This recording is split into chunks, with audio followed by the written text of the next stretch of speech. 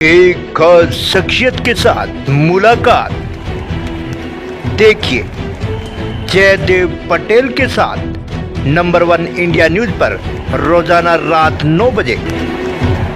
नमस्कार व्यूअर्स, मैं जयदेव पटेल और आप देख रहे हैं नंबर 1 इंडिया न्यूज। आपका एक बार फिर स्वागत है एक खास सिटी के साथ मुलाकात प्रोग्राम में।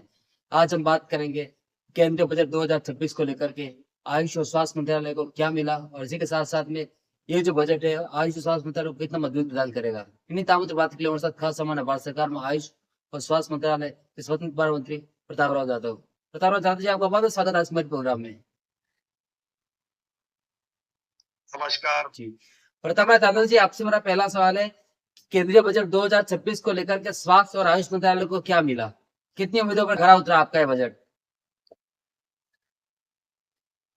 ये देखिए 2026-27 का बजट आयुष मंत्रालय के लिए बहुत ही अहम रहा।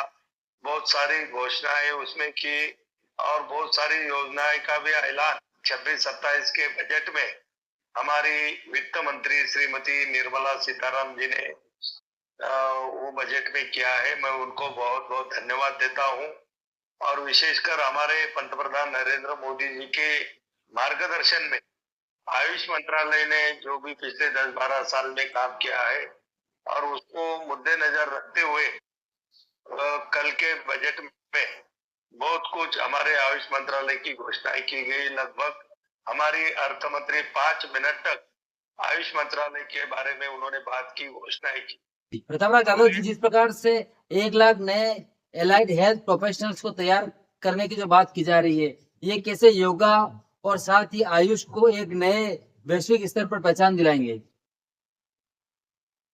ये देखिए बाहर के कंट्री में जो समस्या पिछले कई वर्षों से उभर कर आई है, लगभग वही समस्या हमारे देश में भी अब सामने आ रही है कि हमारे जो बुजुर्ग है, जो उनके जो बेटे बेटियां होती है वो सर्विस के कारण या बिजनेस के कारण घर से दूर हो जाते हैं और ये बुजुर्ग लोगों को देखभाल करने की बहुत बड़ी समस्या भी हमारे देश में भी सामने आ रही।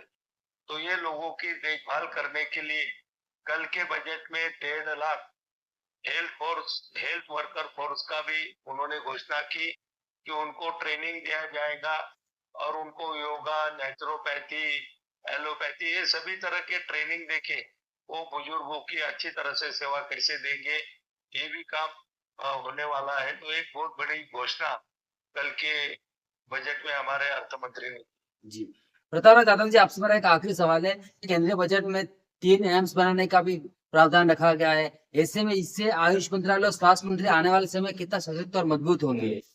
देखिए बजट में जैसे कि हमारा मंत्रालय नया है, 2012 को ही नरेंद्र मोदी जी के मार्गदर्शन में ये मंत्रालय शुरू हुआ।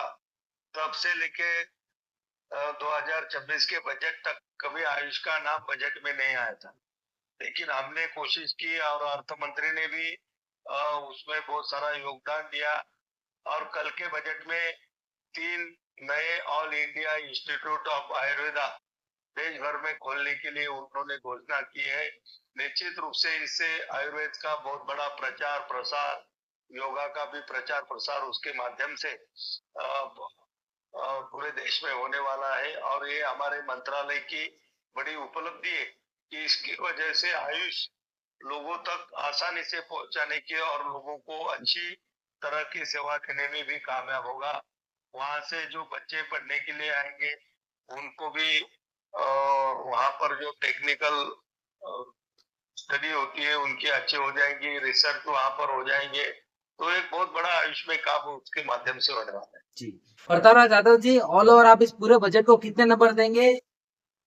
देखिए ये 26-27 का बजट आदरणीय प्रधानमंत्री जी के मार्गदर्शन में हमारे अर्थ मंत्री ने जो पेश किया, वो सही मायने में हमारा जो विकसित भारत का 2047 का सपना है उसकी नींव कल के बजट में रखी गई। बहुत ही अच्छा बजट है। इसे निश्चित रूप से हमारे हिंदुस्तान जल्द से जल्द इस दुनिया की तीसरी बड़ी इकोनॉमी बनेगा और 2047 तक विकसित राष्ट्र के पंक्तियों में हमारा देश जाएगा। विकसित भारत की ओर जाने का रास्ता हमने तय कर लिया है, हमारे प्रधानमंत्री ने तय कर लिया है। तो निश्चित रूप से 2047 तक हमारा देश विकसित राष्ट्र बन जाए। जी, प्रतापराव जाधव जी, आपने हमारे लिए समय निकाला, उसके लिए आपका बहुत बहुत धन्यवाद। धन्यवाद।